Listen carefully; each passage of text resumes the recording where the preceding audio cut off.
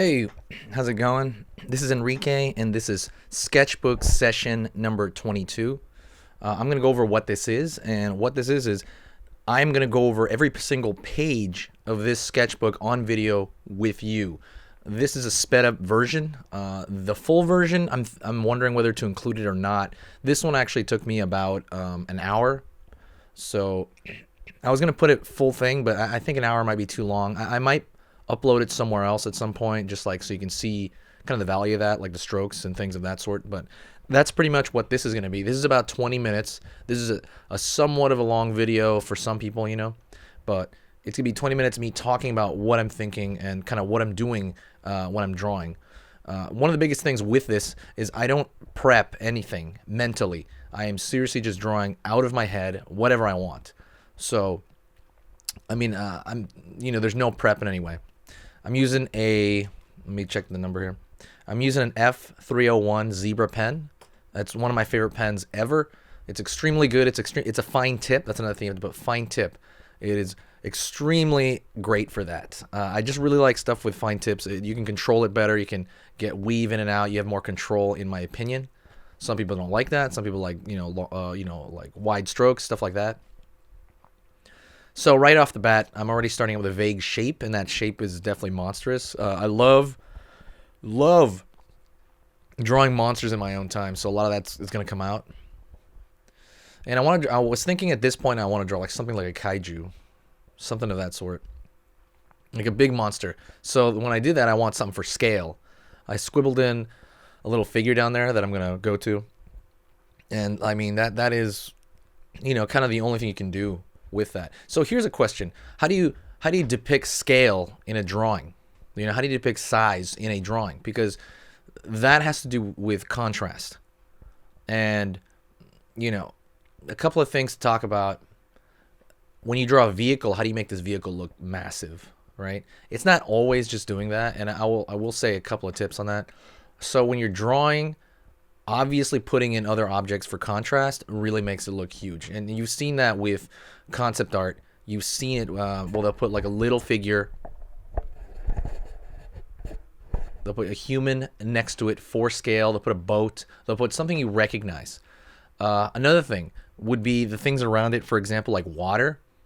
Do you remember ever watching old movies and maybe you see a big monster come out of the water and that's a bathtub? Right? That's a bathtub. How do you know that? Like, think about that question. How do you actually know that?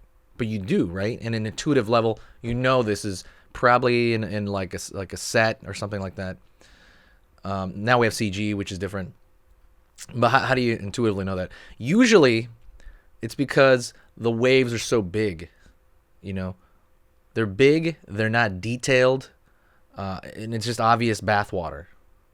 A lot of time, where when you see like movies with CG or you see actual large items, you see tiny little ripples and waves that they cause. It's mostly the waves that they cause, really.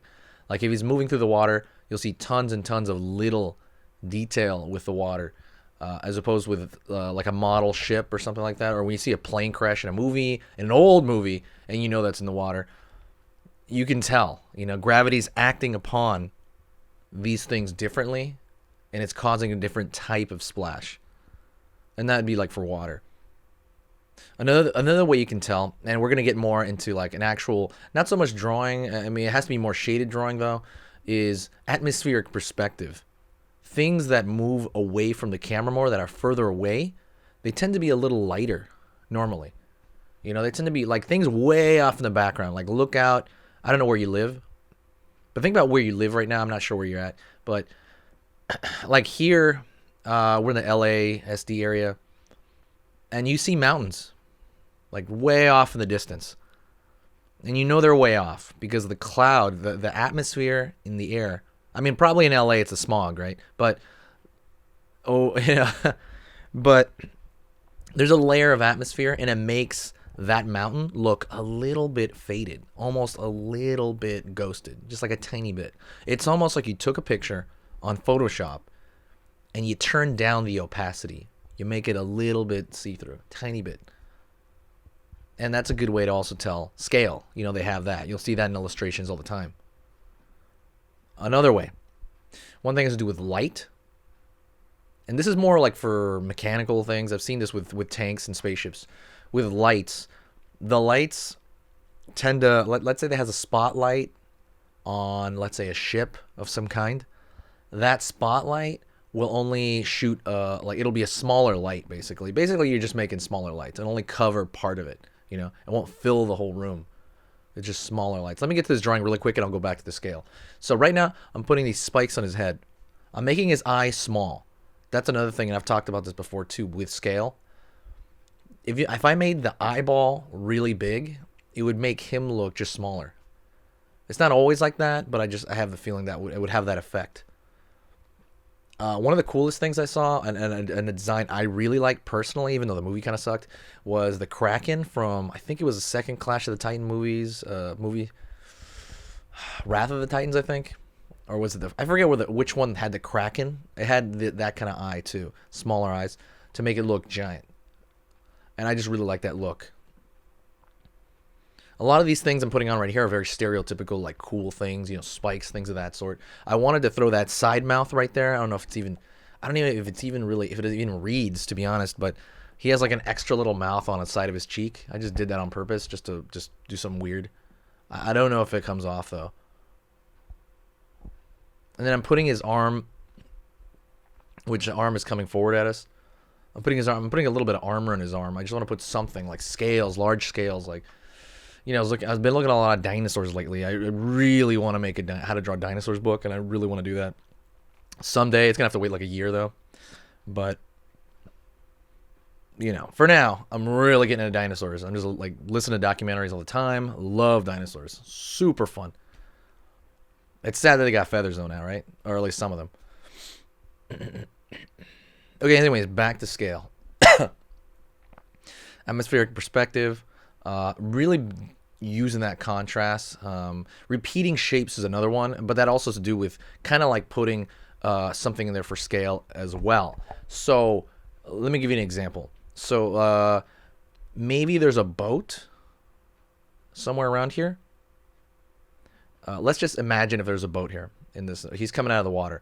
Let's say I put a boat next to him. I'm going to put a boat next to him really tiny. And then I'll put maybe another of the exact same boat. Like it'll be obvious it's supposed to be the same kind of boat, a little bit bigger toward us. And maybe another one which is huge, and you actually see the scale of the boat near us where it's really big. Does that make sense? So you're putting this repeating shape, putting it back into space, and it actually shows the scale. You're like, oh wow, this thing must be huge. If it's the same kind of boat and it's near us. That's another one. It's similar to the human thing. It's very similar to scale. I mean, it's similar to what I was talking about. And those are just a few, really. There's other ones. There's stuff with color, things of that sort. Losing value as it goes back in atmosphere. Like let's say sky blue. You throw some blue over the mountain a little bit. That's that kind of see-through effect. But anyways, that would be scale. And a lot of kaiju artists do that. If you look at like comic books, especially the Godzilla comic books, check out this guy I used to know, Matt Frank. I've heard about him a lot. I think I met him once. Matt Frank, he's a Godzilla artist. He does it for the Godzilla comics, I think. I don't know if he still does it, but he does that kind of stuff as well. Look at everybody who draws like kaijus. They tend to do that. That'd be like my dream job. I got to get that job eventually. Let me tell you about my current work. What I'm currently working on. Every week is different.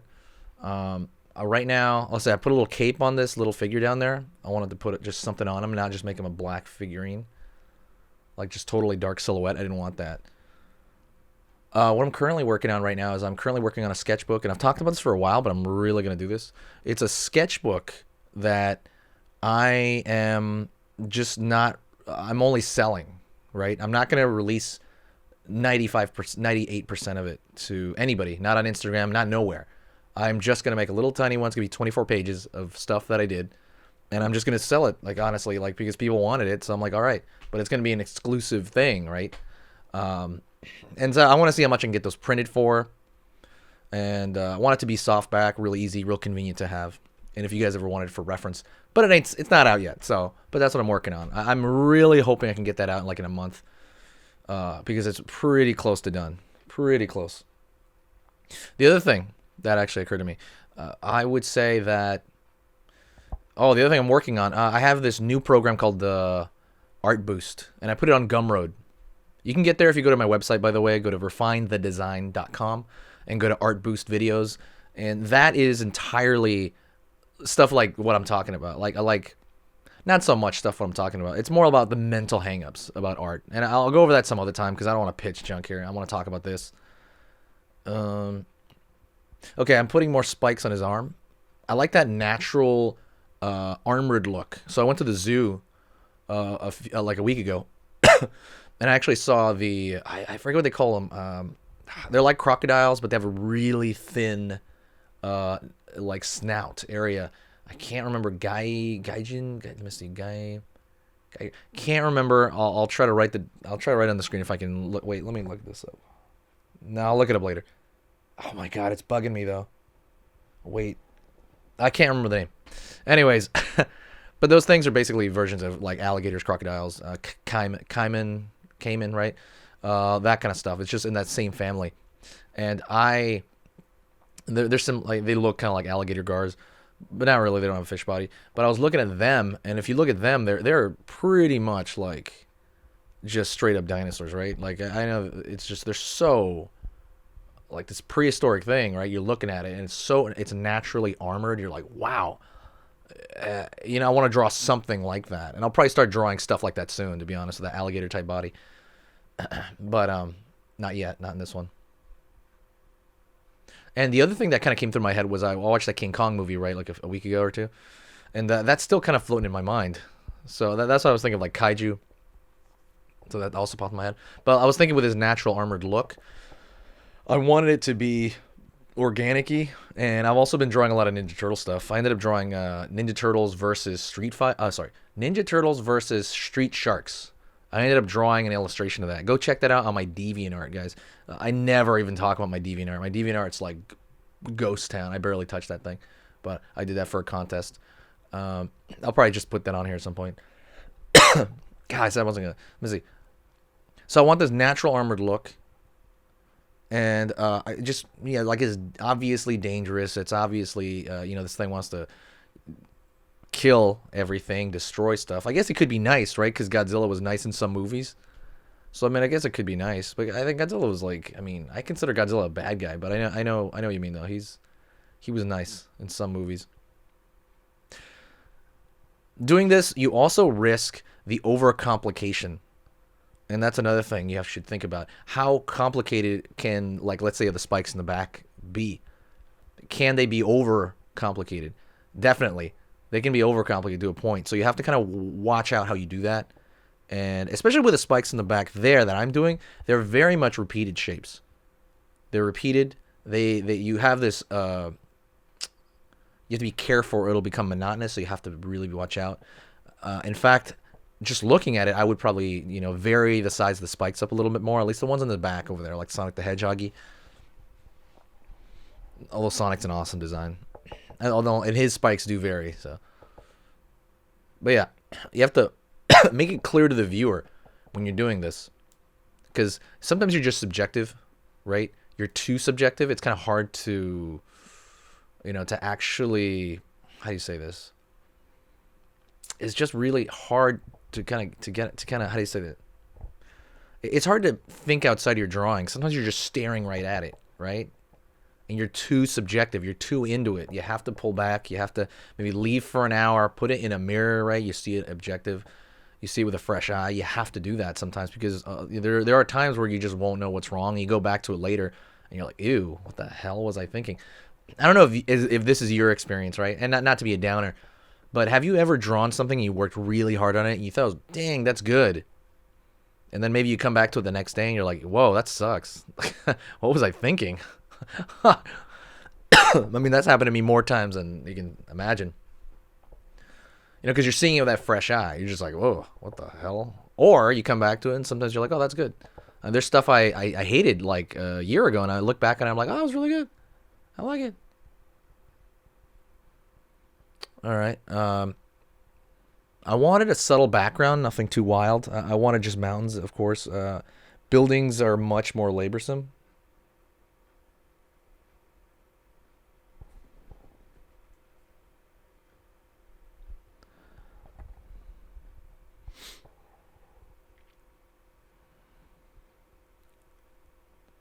putting in the water there. I'm trying to put smaller waves in a way, but really just the rock he's standing on. There's not really a lot of waves in that one.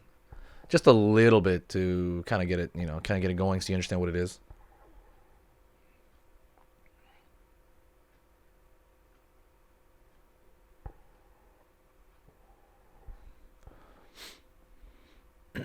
Kind of going into it more. And now we go into regular motion. This is real time, and a lot of it was just me fixing it up. And again, like I said 100 times, all drawing is decision making. You're deciding what to do. You're deciding your style. You're deciding what to fill in. You're deciding what to pull forward, what to pull back, what to focus on. Everything's a decision, really.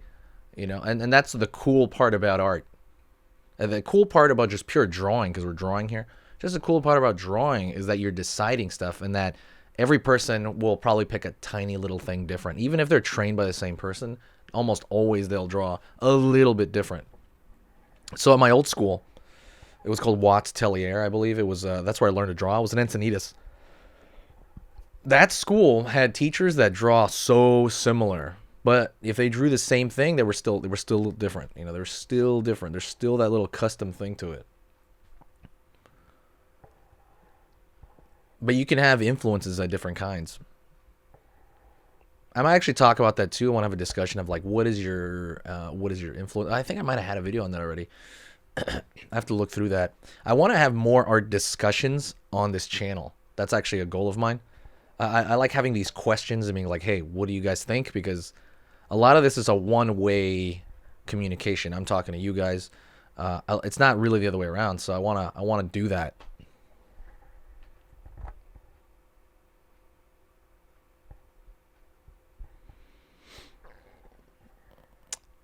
I'm taking a long time here on this particular. I must have went to the bathroom. What's going on here?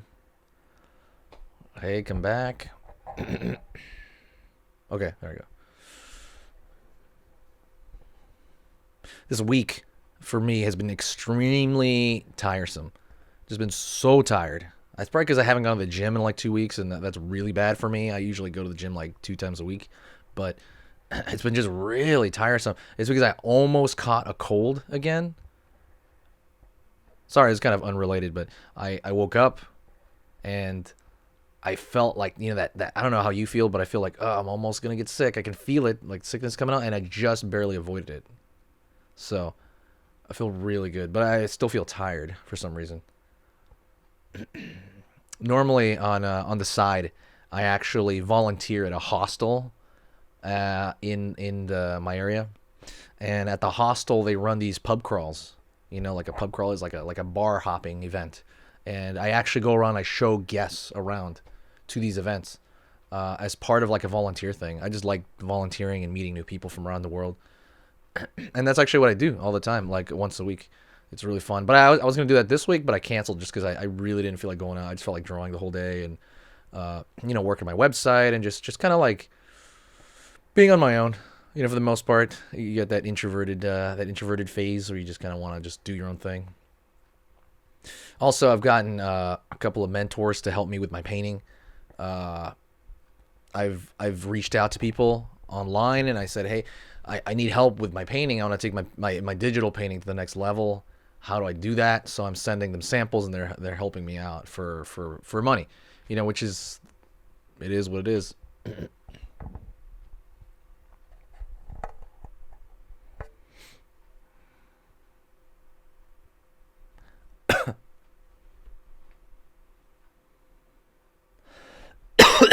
Excuse me.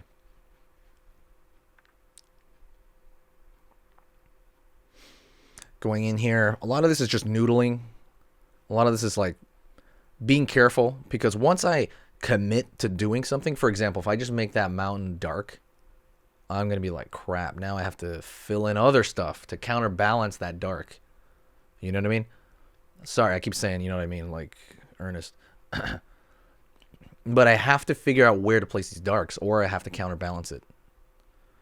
Example, and I've talked about this before, when you're inking, and then all of a sudden, like a big, huge drop of ink falls out of this ink pen, and you're like, well, this sucks. You know what I mean? You're inking a character, And then now he, you know, whatever, the character has a parrot now because that's literally what I do. You have to turn into a bird or a crow. You know, that's happened a lot, by the way. You know, like, oh, you know, the happy accident, but whatever. It's not always a happy accident. You just have to cover up your mistake. That's why these are so much forgiving. But I want to do demos in microns more. That's actually my goal for this channel, do more stuff in micron. I want to go back to doing watercolor Wednesdays as well. Watercolor is so relaxing.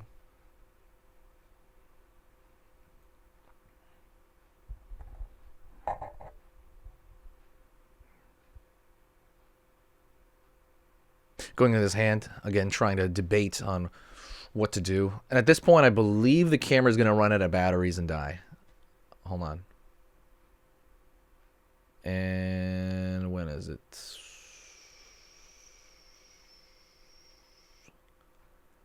Where is it? Well, it's coming up. And like I said, right now I'm just noodling. What do I do? Okay, that's where I did it. So that's pretty much it. This is pretty much the end of the demo. This is the end of the different page. I'm simply just noodling here, and it's just gonna end up. I want to thank you for watching this. If you made it to this point, I'm amazed you made it to this point. I appreciate it. I'm gonna high five you, digital high five. I want to hear more ideas out of you guys. There's a bunch of ideas I already have written down. For example, I want to do a hair video coming up soon, and that's pretty much it. Check out all the stuff I talked about. Check out the armadillo.com, arm-adillo.com for the coolest pencil cases ever. I'll show it next time. So talk to you later, guys.